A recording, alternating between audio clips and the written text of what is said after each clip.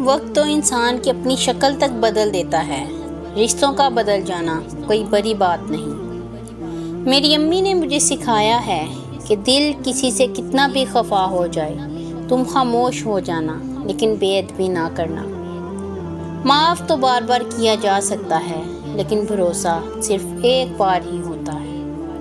چلو مسکراتے ہیں ان حادثوں پر جنہیں خود پر حاوی دیکھ کر لگا تھا کہ زندگی اب ختم ہونے والی ہے۔ اپنے ذہنی سکون کے لیے 3 چیزیں کم رکھیں: الفاظ، توقعات اور لوگ۔ انسان کی سب سے بڑی خواہش کیا ہوتی ہے؟ کسی نے بہت ہی خوبصورت جواب دیا، چاہے جانا۔ لیکن کتنی عجیب بات ہے نا کہ جب کوئی شخص ہمیں ٹوٹ کر چاہتا ہے تو ہم اس کی چاہت کو ہر موڑ پر آزماتے ہیں۔ جتنی بلند وہ چاہت ہوتی جاتی ہے اتنا ہی بلند ہم اپنا معیار کر لیتے ہیں، اور جیسے ہی وہ ہمارے معیار تک پہنچتے ہیں ہم اپنا معیار ہی بدل لیتے ہیں۔ کیا سچ میں انسان کی سب سے بڑی خواہش چاہے جانا ہی ہے؟ دراصل اس چاہے جانے کے خیال سے زیادہ مزہ ہمیں اس شخص کی خامیاں نکالنے میں اور کئی بار اس کو آزمانے میں آتا ہے۔ مرمتیں کر کے روز تھکتی ہوں، روز میرے اندر نیا نقص نکل آتا ہے۔ سوال یہ نہیں ستاروں میں روشنی کیوں ہے، سوال یہ ہے کہ تاریک زندگی کیوں ہے۔ سوال یہ نہیں کیوں دکھ کے سلسلے ہیں دراز، سوال یہ ہے کہ اتنی سی یہ خوشی کیوں ہے۔ سوال یہ نہیں درپیش مسئلے ہیں بہت، سوال یہ ہے کہ مجھے ان کی آگہی کیوں ہے۔ سوال یہ نہیں کسی کو پکارتی ہوں میں، سوال یہ ہے کہ آواز گونجتی کیوں ہے۔ درود شریف کے فائدے۔ اگر آپ ڈپریشن کا شکار ہیں، سکون میسر نہیں، دل پریشان ہے، گھبراہٹ ہوتی رہتی ہے، مشکلات میں گرے ہوئے ہیں، قرضوں میں پھنسے ہوئے ہیں، اپنوں نے ستایا ہوا ہے، یہ دنیا نے منہ پھیر لیا ہے، کاروبار نہیں چل رہا، تو آپ کو چاہیے کہ آپ درود شریف پڑھیں، اس کی کثرت اپنی زندگی میں شامل کر لیں۔ یقین کریں آپ کا بگڑا ہوا ہر کام سلجھ جائے گا، ہر بیماری سے شفا ملے گی۔ آپ یہ ہر لمحہ، ہر سانس پڑھیں، یہ مت سوچیں کہ اس کا نتیجہ کب ملے گا یا مشکل کب حل ہوگی، کیونکہ ایسا کمزور ایمان والے کہتے ہیں۔ آپ یہ اپنے نبی صلی اللہ علیہ وسلم کو نذرانہ پیش کرتے رہیں، دیکھنا آپ کی ہر مشکل حل ہو جائے گی۔ درود پاک وہ خوشبو ہے جسے پڑھنے والا مہک جاتا ہے۔ درود شریف ایسی عبادت ہے جس میں منہ سے بیک وقت اللہ کا نام بھی ادا ہوتا ہے اور رسول اللہ صلی اللہ علیہ وسلم کا نام بھی ادا ہوتا ہے۔ اللہ اور رسول صلی اللہ علیہ وسلم دونوں جس عبادت میں جمع ہو جائیں اس کا کیا کہنا کہ اللہ بھی راضی اور رسول اللہ صلی اللہ علیہ وسلم بھی راضی، اور یہ واحد عبادت ہے جس میں اللہ اور اس کے فرشتے بھی شامل ہیں۔ ایمان والو، تمہیں یہ نسبت مبارک ہو۔ یہ جو حسبی اللہ ہے نا، ایمان کی تکمیل ہے، یقین کی تکمیل، توکل کی تکمیل۔ انسان قلب و ذہن کی حاضری کے ساتھ کہتا ہے نا، حسبی اللہ، بس اب مجھے اللہ کافی ہے۔ یہ کفایت کا احساس و اظہار اس کے ایمان کو اس معراج تک لے جاتا ہے جہاں پہنچ کر اسے تمام ذہنی مشکلات رائی کے دانے سے بھی زیادہ چھوٹی محسوس ہونے لگتی ہیں۔ یہ وہ اظہار ہے کہ اس کے بعد مومن ہر تنگی پر مسکراتا ہے اور ہر مشکل پر مطمئن رہتا ہے۔ پھر حضرت ابراہیم علیہ السلام جیسا ایمان پیدا ہوتا ہے اور مصائب کی آگ بے گلہ گزار بن جاتی ہے۔ الہی، حسبی اللہ کا شعور رگوں تک اتار دے۔ جب درود شریف روح میں اتر جاتا ہے تو پہلی نشانی یہ ہے کہ دل میں عشق رسول صلی اللہ علیہ وسلم کا جذبہ پیدا ہوتا ہے۔ نبی پاک صلی اللہ علیہ وسلم کی آل کی محبت بھی ملتی ہے، صحابہ کرام کی عزت اور احترام بھی پیدا ہوتا ہے، حضور صلی اللہ علیہ وسلم کی پوری امت سے بھی پیار ہو جاتا ہے۔ علامہ اقبال سے کسی نے پوچھا، آپ کے شعروں میں یہ حسن، یہ رس، یہ مٹھاس، یہ تازگی کہاں سے آئی؟ تو انہوں نے جواب دیا، میں نے 1.25 کروڑ مرتبہ گن کر آقا جوان صلی اللہ علیہ وسلم پر درود پڑھا ہے۔ میں تنہا کمال سخن کو نہ پہنچا، میرے شعر ہیں اور تاثیر ان کی 1.25 کروڑ مرتبہ ذات رسالت مآب صلی اللہ علیہ وسلم پر میں نے جو درود پڑھنے کی سعادت پائی۔ درود وہ وظیفہ ہے جو آپ کو نکھار دیتا ہے، انسان کے لیے بہتریوں کا سامان پیدا کر دیتا ہے۔ آئیے زندگی میں کم از کم 1 کروڑ درود پاک پڑھنے کی نیت کریں، نہ جانے زندگی کب ختم ہو جائے۔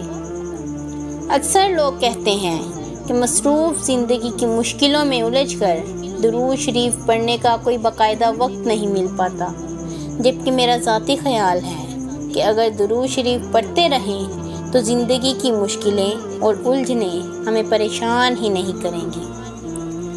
جس دن آپ کو معمول سے زیادہ درود شریف پڑھنے کی توفیق عنایت ہو، اس دن سجدہ شکر یا نوافل ضرور ادا کیا کریں۔ وہ رب پتہ نہیں ہماری کس بات پر اتنا راضی ہوا اور ہمیں توفیق عنایت کر دی۔ پھر جب آپ اس احسان کا شکر ادا کریں گے تو اور برکت نصیب ہوگی انشاءاللہ۔ درود و سلام ایک خاص وظیفہ ہے جو کہ ایک خاص ذات صلی اللہ علیہ وسلم پر پڑھا جاتا ہے، اور اسے پڑھنے والے بھی خاص ہوتے ہیں۔ اگر آپ بھی درود و سلام کا ورد کرتے ہیں تو یقین کریں آپ بھی خاص ہیں۔ درود پاک عشق کی کنجی ہے۔ درود پاک پڑھنے کے ساتھ ساتھ آقا جان صلی اللہ علیہ وسلم کے امتیوں پر رحمت للعالمین صلی اللہ علیہ وسلم کی طرح باعث رحمت بھی بننا چاہیے۔ مخلوق کے لیے دل اور زبان میں نرمی پیدا ہونی چاہیے۔ اللہ ہمیں عمل کی توفیق دے۔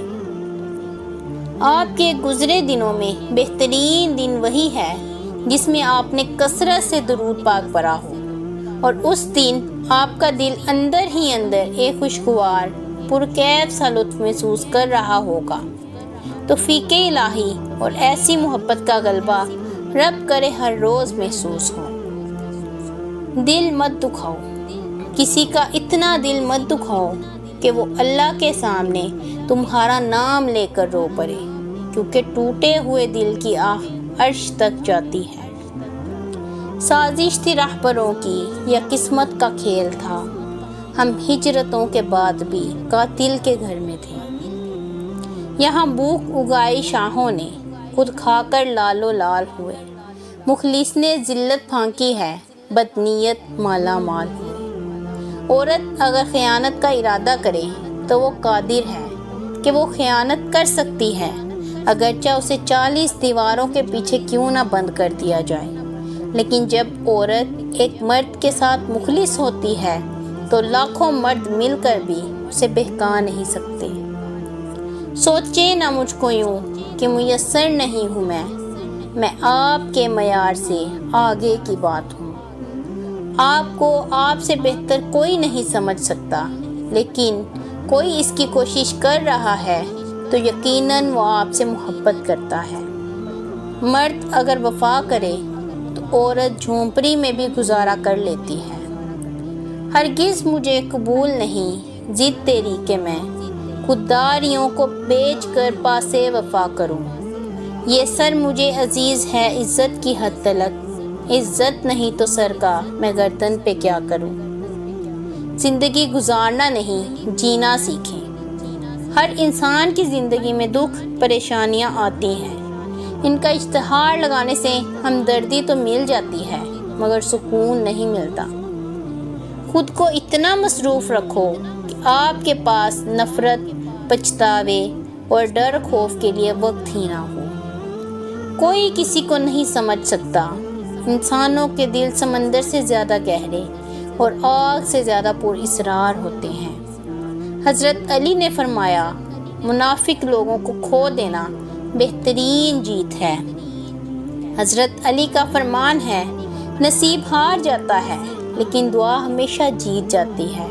بس یقین کے ساتھ اللہ سے مانگتے رہو، وہ رب تمہیں مایوس نہیں ہونے دے گا۔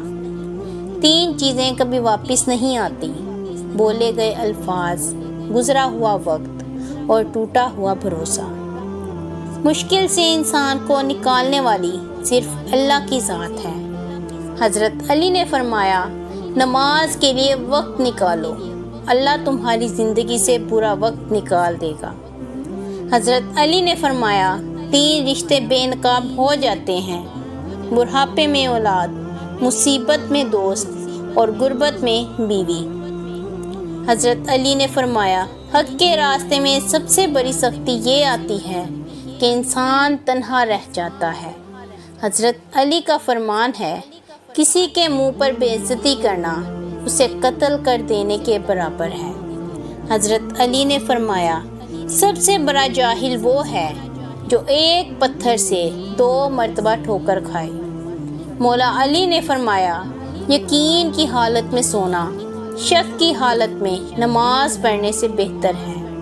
حضرت علی نے فرمایا، اللہ تمہارے راستوں کو موڑتا ہے، تمہاری دعاؤں کو نہیں۔